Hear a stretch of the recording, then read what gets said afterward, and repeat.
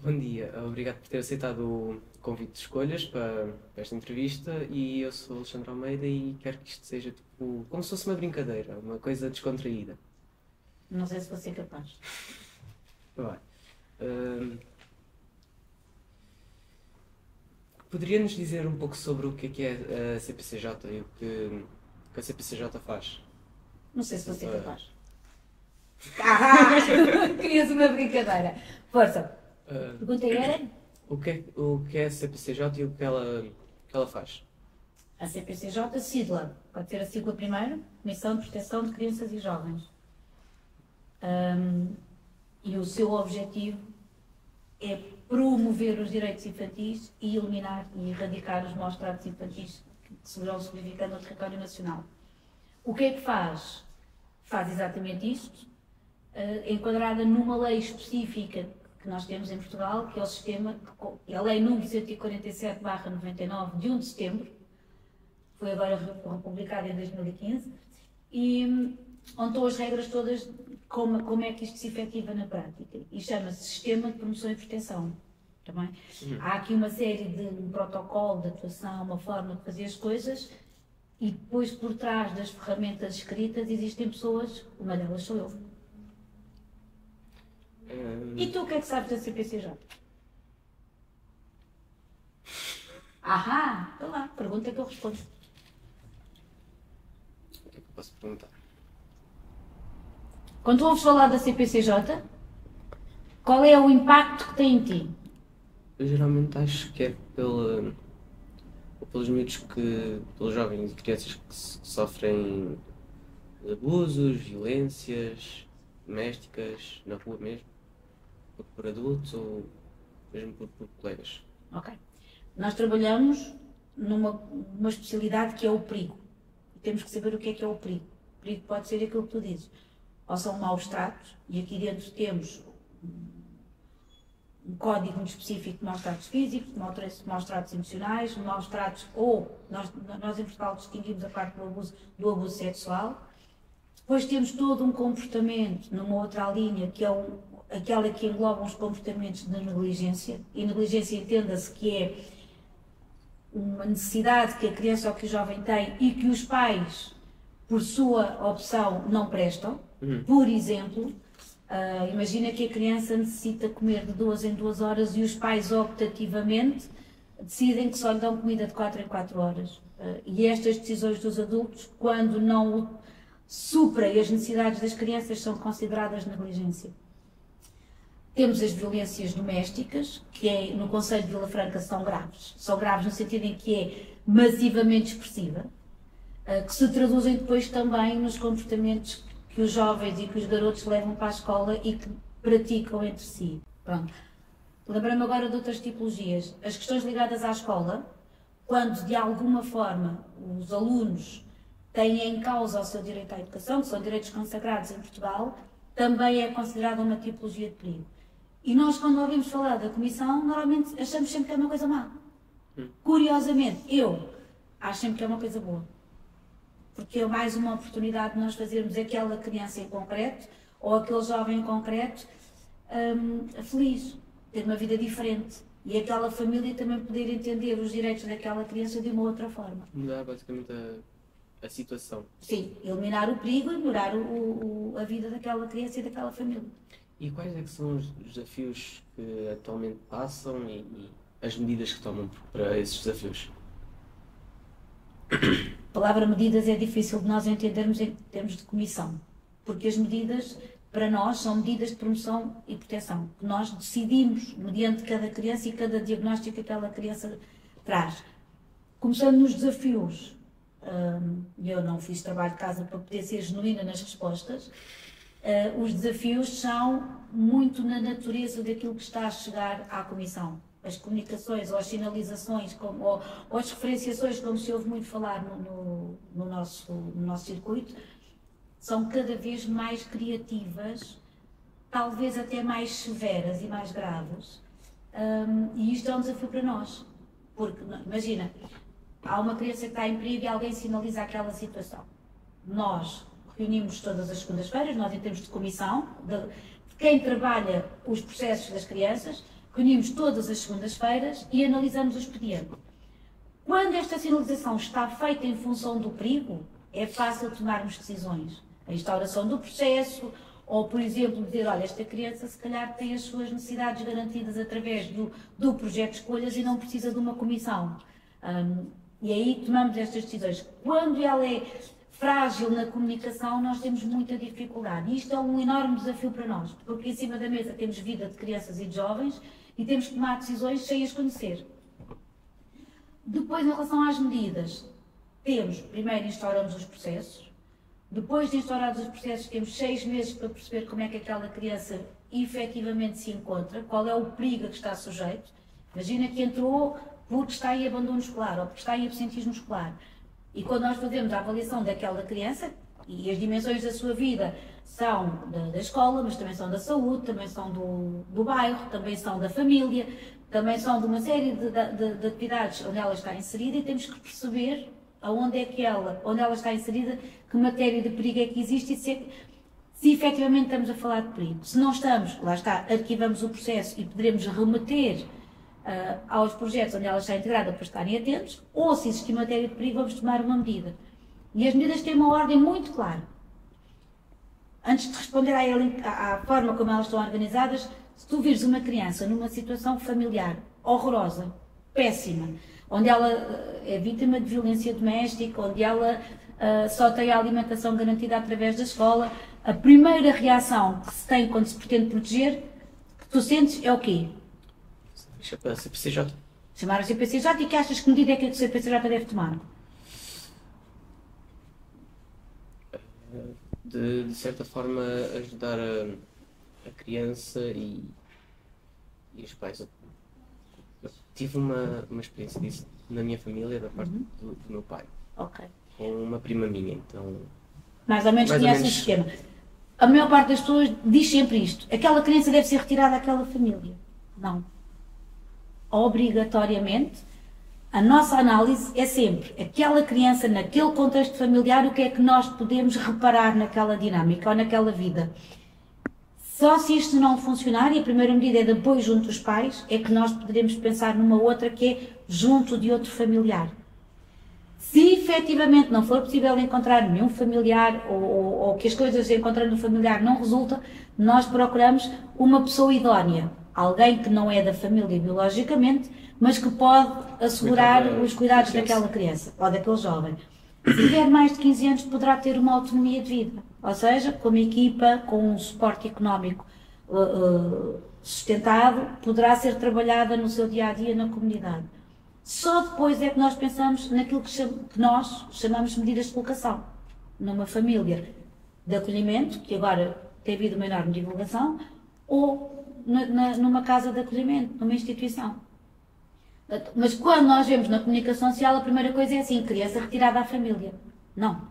Porque tudo isto, mesmo que nós façamos a proposta da medida, é sempre uma proposta que tem que ser aceite pelos pais, tem de ser muito estudada, analisada com os pais, pensada com os pais e com os jovens acima de 12 anos.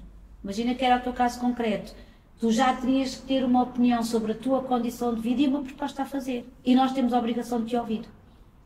Percebes? Portanto, a percepção que as pessoas têm de uma comissão é sempre muito diferente do que na realidade acontece.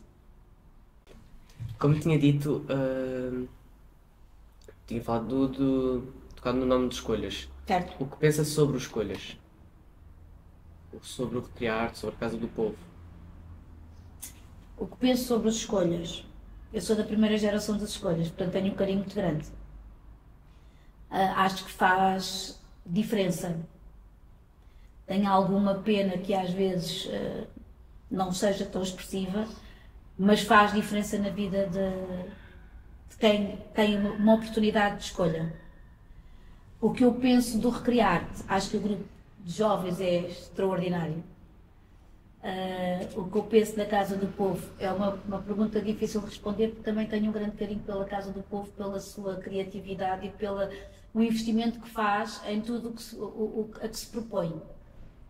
Portanto, acho que está aqui um conjunto de energias que podem fazer uma diferença muito grande na vida de quem estiver presente nesta instituição.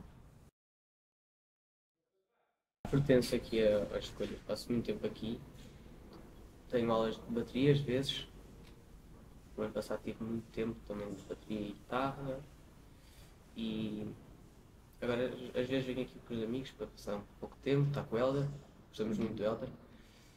Mas isso depois vai ser cortado. Íamos fazer aqui um casaquinho ao Helder que era extraordinário. Depois isso vai ser cortado.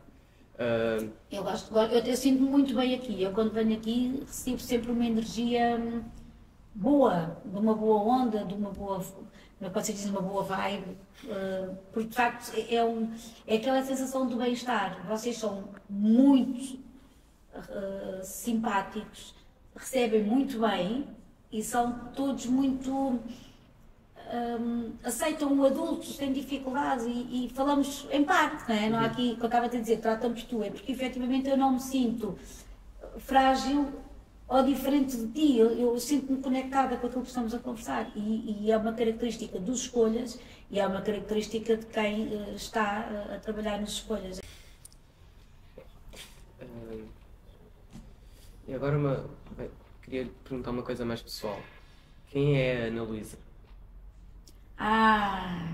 Uma tragédia. Essa pessoa é uma tragédia. Queres saber em que termos? Queres saber o meu peso, a minha altura? Não, mas sobre a sua trajetória na CPCJ, a sua trajetória de vida. Um pouquinho mais sobre... Então vou-te falar da minha parte profissional e depois se quiseres da minha parte familiar também te posso falar. Okay. Eu era estudante de Matemática Aplicada, Estatística e Investigação Operacional, Probabilidade e Estatística na Faculdade de Ciências da Universidade de Lisboa. E há uma altura em que eu estava para aí no terceiro ou quarto ano já, e fiz um exame de álgebra. E quando recebi a nota tinha tido 2. Aquilo até me tinha corrido bem, mas de 0 a 20 eu tinha tido 2. E em simultâneo, eu andava ali um bocado zangada com o curso, e em simultâneo há uma colega minha, uma amiga minha, da Póvoa de Santiria, que me diz: tu tens feito tantas colónias de férias e ligado aos escuteiros, porque é que tu não vens trabalhar para nós, para o projeto de rua? Se eu fosse meter uma boca, estão a trabalhar. Olha, uma pessoa com 19 a 20 anos de trabalhar. Não deixarem. Mas acabei por entrar no bairro 6 de Maio, na Amadora, bairro que me é muito, muito, muito querido, onde se vivia muito mal, mas as pessoas eram altamente generosas, e passei a fazer parte da equipa do Projeto Rua, porque em 1990, 92, 94, havia um fenómeno na cidade de Lisboa que eram as crianças de rua, que havia crianças a pernoitarem na cidade de Lisboa, não era exclusivo da cidade, mas o projeto nasceu ali, e nós fazíamos uma coisa, éramos muito jovens e fazíamos giros noturnos, aquilo era giríssimo, ir apanhar miúdos à estação do Recio, ir apanhar miúdos na Praça da Figueira, aquilo era uma diversão e depois divertíamos imenso com os miúdos. E começou por aí, comecei a trabalhar no Projeto Rua, depois fixámos no bairro 6 de Maio, e eu fiquei sempre muito ligada à comunidade africana, porque tenho assim um carinho mega grande e a quem respeito muito, porque me ensinaram valores sociais e familiares muito próprios. Fiquei ali uma série de anos, depois vim para aqui, para o Forte da Casa, e trabalhei no equipamento que existia do Instituto Apoio à Comunidade, que era o Espaço Aberto, trabalhava com jovens. Aliás, o namorado daquela senhora foi meu menino, do Espaço Aberto, e acho que aquele senhor, o senhor Helder, também andou por lá, se não andou, passou por lá. Mas não foi. Gostei muito dos jovens, fizemos coisas giríssimas como artes circenses, como cuspir-fogo, campeonatos de matraquilhos e afins, mas não era uma dinâmica institucional que me fosse demasiado aprazível para me fixar. E regressei ao bairro 6 de Maio, à Cova de Amor, à Azinhaga dos Besouros, na Casal da Mira, e depois acabei por mais tarde ser convidada a integrar a Santa Casa da Misericórdia de Lisboa, onde tenho feito parte de equipas de intervenção em famílias, que é aquilo que eu gosto mesmo de fazer, é comunidade e famílias, e gosto muito do sistema de promoção e proteção. Portanto, é a segunda vez que venho até uma CPCJ, já participei na Lisboa Centro, já estive na Lisboa Centro, e neste momento represento a Segurança Social, represento Segurança Social, sou funcionária da Misericórdia de Lisboa, e neste momento estou como presidente da CPCJ em Vila Franca. Em termos pessoais, queres saber da minha vida pessoal? Acho que não precisa muito. Era mais sobre a sua trajetória Aqui nesta vida de trabalhar em de família. trabalho. Da minha vida também só tenho 52 anos, pessoalmente, portanto é muito rápida de despachar. Pode ser então um pouco. É, queres saber? Então eu nasci em Lisboa, vivi em Lisboa até aos 7 anos em Santo Salgueiro. Depois viemos morar para a Póvoa de Santiria, onde cresci, onde brinquei muito nas Oliveiras, onde hoje é a Quinta da Piedade. Vinhamos a pé até Via Longa, passávamos pelo túnel. E aqui estive até aos 24 anos da minha vida, 24, depois mudei-me, morei ali uns tempos no Sobralinho. Neste momento, entretanto depois fui morar para Lisboa, diz? Eu moro ao pé de Sobralinho. É? Depois fui morar para Lisboa, ali para a zona do Intendente, que adoro. Quando comecei a ter filhos, e tenho 3, neste momento o Simão de 14, o Dinis de 12 e o António de 10, e peguei neles todos e mais no marido e fomos morar para a Zambuja. Moramos numa terriola muito pequenina, chamada Casais da Lagoa, que tem uma estrada, tem 2 circuitos para lá e para cá, é muito pequenina, mas onde nós somos muito felizes e temos direito a ter todos os animais e todas as árvores de fruta que temos direito e lá estamos felizes e contentes. É simples, não é? Aproveitando, sim, vamos fugir um pouco desse tema. Estamos num mês muito especial, o mês azul. Estamos, sim, senhora. Poderia-nos falar mais um pouco sobre isso? Para ficarmos a saber mais um pouco. Espero não cair. Tenho aqui para ti um mês azul.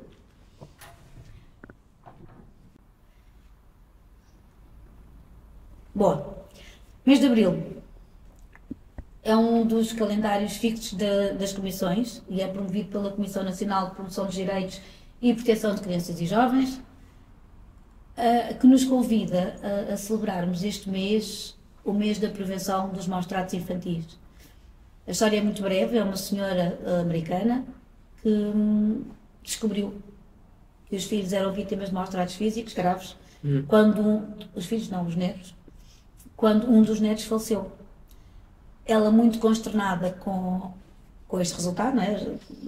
Um dos netos ter falecido vítima de maltrato físico, atou uma fitinha destas na antena do carro, tem 89, e passou a circular com o laço atado na antena. Na altura as antenas não são como são agora, é um pau muito comprido no capô do carro.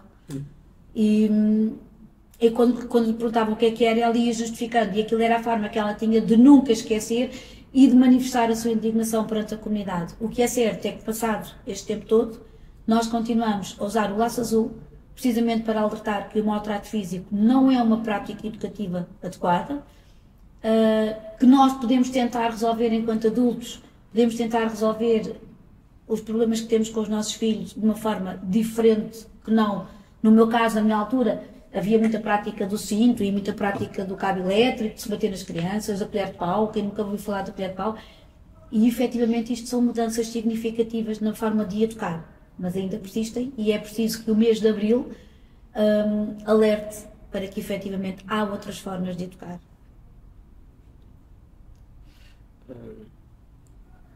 Foi muito bom a sua presença aqui. Não foi porque eu ainda não acabei, não te esqueças. Posso dizer mais uma coisinha? Ainda temos tempo? Preocupes que eles vão gostar imensa coisa. Aqui, os Escolhas é um dos parceiros bestiais relativamente a esta consciencialização de que há outras formas de educar que não pelo maltrato.